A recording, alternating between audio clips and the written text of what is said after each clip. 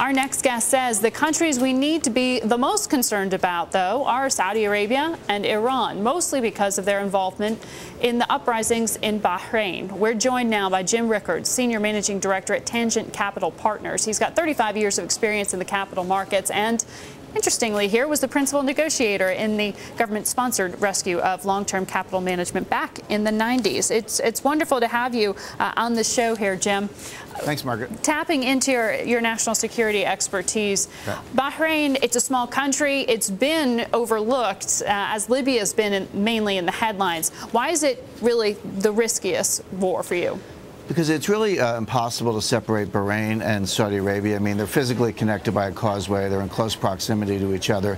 But Bahrain is really the front door of Saudi Arabia. Saudi Arabia is a very closed country, a very sort of culturally repressive country, and Bahrain's always been a little bit of a pressure valve for them. So from their point of view, Bahrain cannot fall. Of course, there's a majority Shiite population in Bahrain.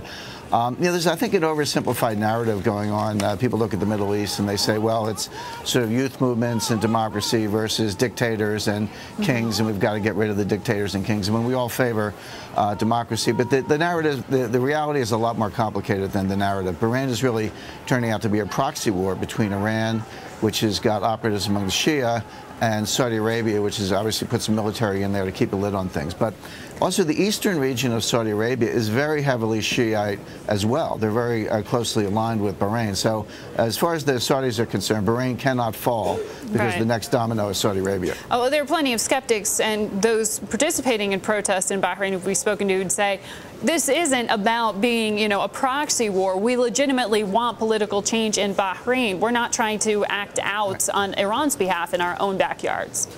There's no question that there are genuine pro-democracy elements in all of these countries. I don't dispute that for a minute.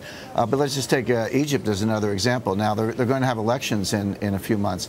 Now, what's the likely outcome there? Well, the leading party, the one that's going to get 30 or maybe 40% of the vote, is the Muslim Brotherhood. The second leading party is Mubarak's party, which I call the party of generals. So if they get sort of 30 to 40% each, you're going to have 75 to 80% of the new Egyptian parliament as either the Muslim Brotherhood or the military. The real Democrats, the liberals, will be sort of squeezed into the 20%. They won't have a voice in the government. So, people forget that Hamas was democratically elected in Gaza. Adolf Hitler was democratically elected in Germany. So, democracy is a good thing, but it can produce undemocratic results. Right. Americans only like American-style democracy and American preferenced outcomes. But talk to me about really what's happening beyond the question of Egypt. I appreciate the nuance and the differences on the ground.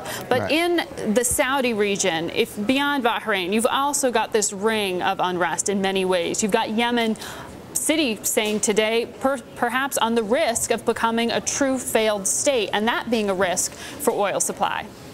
Correct. Well, remember, Yemen was a problem to begin with. The government was aligned with the United States and working with the United States and doing a lot of counter-terrorist operations.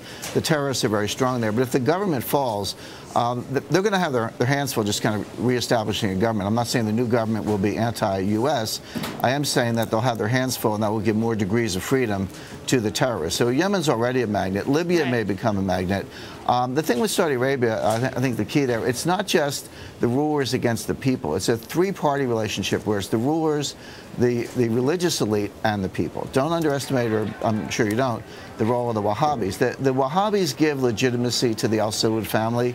And if the Al Saud family is sort of tottering, it's not just, democracy coming up. The Wahhabi reaction will be very strong. So they're really sort of joined at the hip. They have a special role because of what they call the two holy places, Mecca and Medina. So I'm not saying change won't come to Saudi Arabia. I'm just saying it will be resisted. It's incomprehensible to the people running Saudi Arabia. So that has a lot of potential for violence, frankly. So putting this all together, what it really means is I think we have a floor under oil prices. I'm not saying oil prices will go to 140. They might.